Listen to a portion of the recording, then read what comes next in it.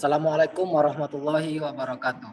Yang terhormat kepada Bapak dosen pengampu mata kuliah aspek hukum dalam bisnis dan kepada teman-teman yang saya banggakan.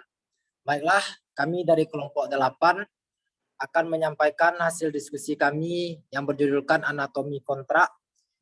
Kami dari kelompok 8 beranggotakan 3 orang, yaitu yang pertama ada Anissa Cindi Hayati dengan nomor induk mahasiswa 20134009. Dan yang kedua ada saya sendiri yaitu Arsyad Nur Rafiq dengan nomor induk mahasiswa 20134011. Dan yang terakhir ada saudara kita yaitu Vindo Joranda Putra dengan nomor induk mahasiswa 20134028. Baiklah, selanjutnya masuk kepada pendahuluan. Di dalam sebuah bisnis, kontrak merupakan hal penting yang harus diperhatikan agar dapat mencapai tujuan masing-masing melalui pelaksanaan hak dan kewajiban. Menurut pasal 1313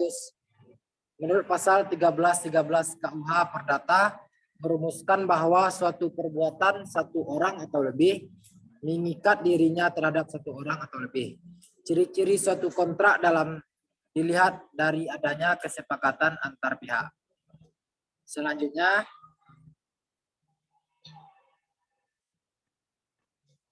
adapun untuk pemberlakuan standar kontrak dalam masyarakat tidak terlepas dari 3 asas penting yang berlaku dalam hukum perjanjian. 3 asas penting itu yaitu yang pertama ada asas konsensualisme, yaitu menekankan pada aspek pencapaian dan kesepakatan. Yang kedua yaitu ada asas pasca sunt servanda, yaitu menitik beratkan pada kepastian hukum. Dan yang ketiga ada asas kebebasan berkontrak, yaitu menekankan pada kebebasan membuat perjanjian. Untuk slide selanjutnya, yaitu menurut Hikmanto. Menurut Hikmanto terdapat 3 bagian utama dari kontrak. Yang pertama yaitu ada bagian pembukaan. Pembukaan ini sendiri terdiri atas 3 hal, yaitu yang pertama ada nama kontrak, tanggal dari pembuatan kontrak, dan tempat dibuatnya kontrak.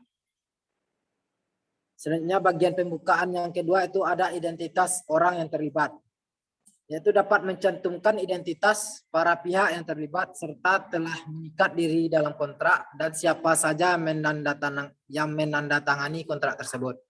Dan yang ketiga bagian dari pembukaan itu ada penjelasan, yaitu berisikan penjelasan yang dapat menunjang bagian pembukaan dengan jelas dan terperinci. Selanjutnya ada bagian isi. Di bagian isi ini kita dapat menemukan yaitu yang pertama ada klausul definisi. Adapun maksud dari klausul definisi di sini yaitu mencakup definisi kepentingan kontrak. Dan yang kedua ada klausul transaksi, yaitu mencakup transaksi yang akan dilakukan. Contohnya seperti menjual belikan aset sehingga harus mengatur objek yang akan dibeli oleh pihak lain. Dan yang ketiga ada klausul ketentuan umum, yaitu mencakup domisili umum, penyelesaian sengketa, pilihan umum, pilihan hukum maksudnya, dan pemberitahuan serta keseluruhan perjanjian. Dan yang keempat ada klausul spesifik, yaitu mengatur segala hal yang spesifik dalam transaksi. Selanjutnya ada bagian penutup.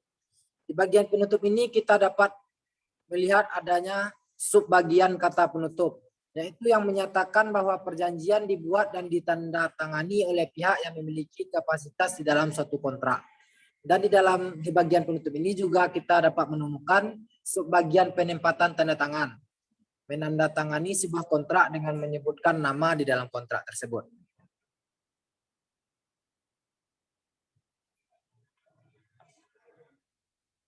Selanjutnya kita serahkan kepada teman kita Anissa Cindi Hayati untuk melanjutkan hasil dari presentasi kelompok 8. Pada Anissa Cindi Hayati, saya persilahkan. Secara umum, anatomi kontrak itu terbagi dalam 6 bagian. Yang pertama ada judul, yang kedua kepala, Yang ketiga komparisi, keempat sebab atau dasar, yang kelima penutup, dan keenam tanda tangan.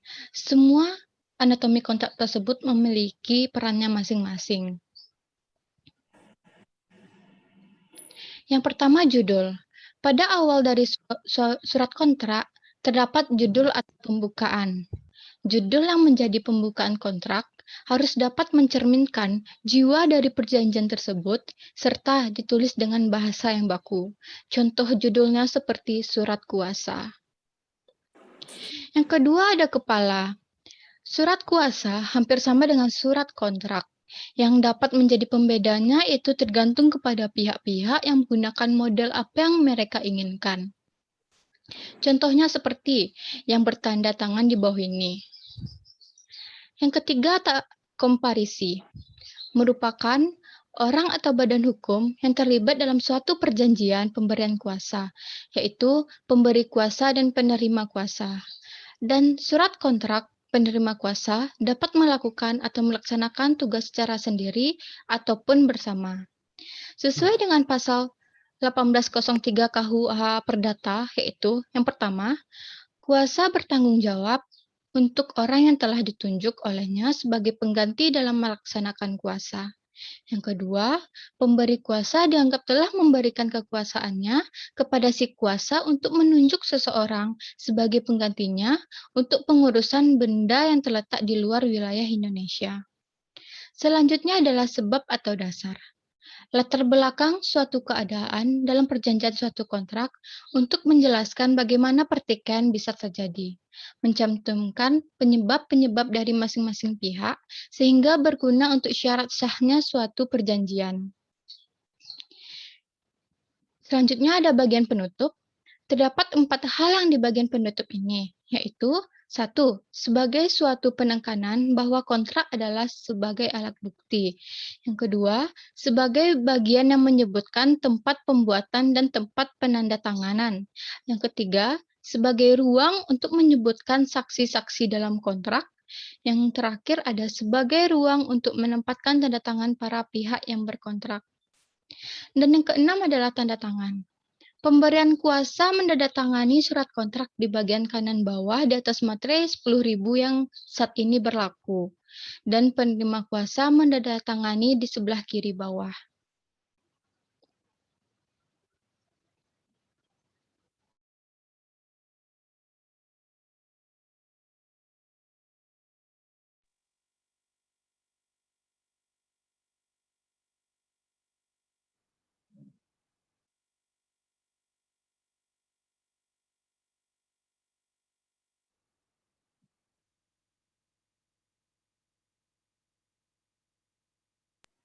Contoh kontrak.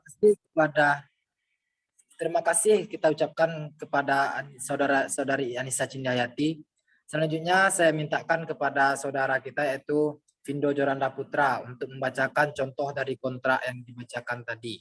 Kepada saudara Vindo Joranda Putra, saya persilakan untuk menyampaikan hasil diskusi dari kelompok 8. Baiklah, saya akan bacakan melanjuti contoh kontrak surat kuasa yang bertanda tangan bahwa ini.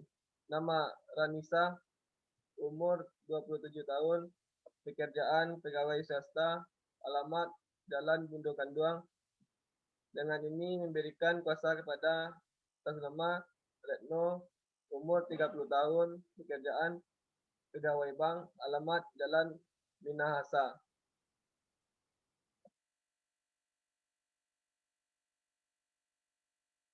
Lanjutan khusus untuk dan atas nama serta mewakili pemberian kuasa sepenuhnya di mana dan terhadap siapapun dalam menjual.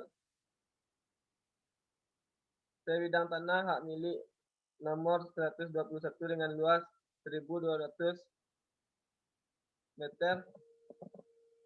Gambar situasi nomor 176 per 2000 tanggal 12 Januari 2015 yang terletak di Jalan Anggrek nomor 10, Kota Surakarta beserta sebuah rumah gedung dan serutannya.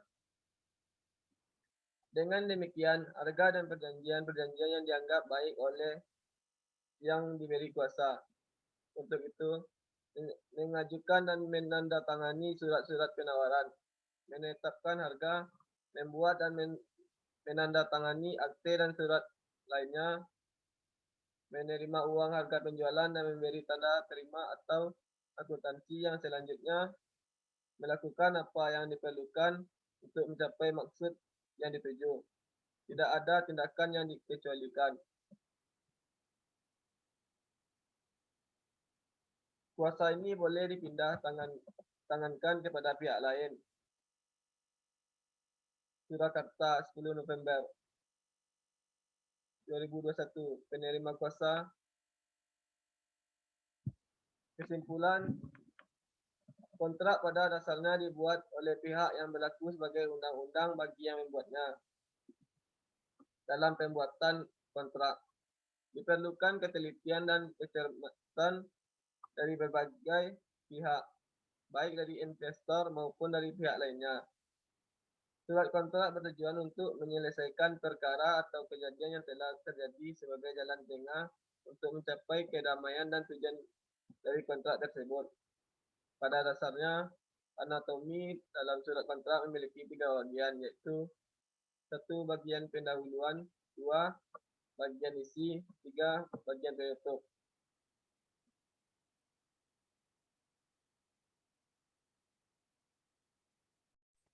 Terima kasih kita ucapkan kepada Saudara Vindo Joranda Putra yang telah membacakan hasil dari presentasi kelompok 8. Dan dari pembahasan Saudara Vindo Joranda Putra tadi, kita dapat mengetahui apa itu kesimpulan dari materi yang kami bahas. Mungkin hanya sekian presentasi dari kelompok 8. Mungkin jika ada kata-kata dari kami yang salah dalam pengucapan ataupun dalam pembacaan hasil presentasi, kami mohon maaf. Dan jika ada kesalahan dalam materi, kami sangat meminta kritik dan saran dari teman-teman semua agar presentasi kami ini dapat diterima dengan baik hendaknya. Mungkin hanya sekian presentasi dari kelompok 8. Saya sebagai moderator sendiri yaitu Arsyad Rafiq. Mohon pamit undur diri. Sekian, assalamualaikum warahmatullahi wabarakatuh.